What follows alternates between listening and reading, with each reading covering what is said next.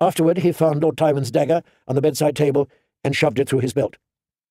A lion-headed mace, a poleaxe, and a crossbow had been hung on the walls.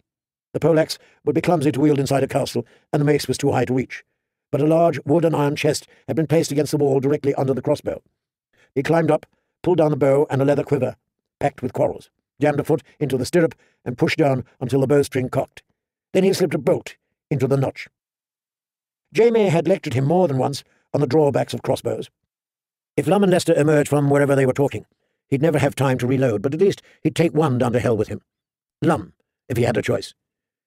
"You'll have to clean your own mail, Lum. You lose." Waddling to the door, he listened a moment, then eased it open slowly. A lamp burned in a stone niche, casting one yellow light over the empty hallway. Only the flame was moving. Tyrion slid out, holding the crossbow down against his leg. He found his father where he knew he'd find him, seated in the dimness of the privy tower, bedrobe hiked up around his hips. At the sound of steps, Lord Tywin raised his eyes. Tyrion gave him a mocking half-bow. "My lord?" "Tyrion." If he was afraid, Tywin Lannister gave no hint of it. "Who released you from your cell?" "I'd love to tell you, but I swore a holy oath." "The eunuch," his father decided. "I'll have his head for this. Is that my crossbow? Put it down." "Will you punish me if I refuse, father?" "This escape is folly.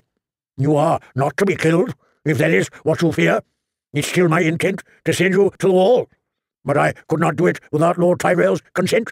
Put down the crossbow, and we will go back to my chambers and talk of it." "We can talk here just as well.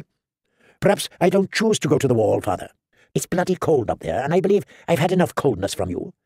So just tell me something, and I'll be on my way. One simple question. You owe me that much." "I owe you nothing." "You've given me less than that all my life, but you'll give me this. What did you do with Tysha?" "Tysha?"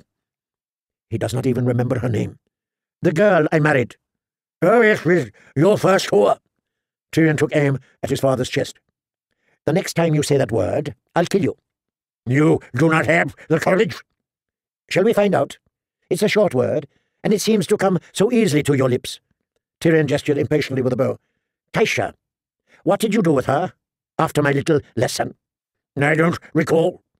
"Try harder. Did you have her killed?" His father pursed his lips. "There was no reason for that. She learned her place, and had been well paid for her day's work, I seem to recall. I suppose the steward sent her on her way. I never thought to inquire." "On her way? Where?" "Wherever whores go." Tyrion's finger clenched. The crossbow whanged just as Lord Tywin started to rise. The bolt slammed into him above the groin, and he sat back down with a grunt.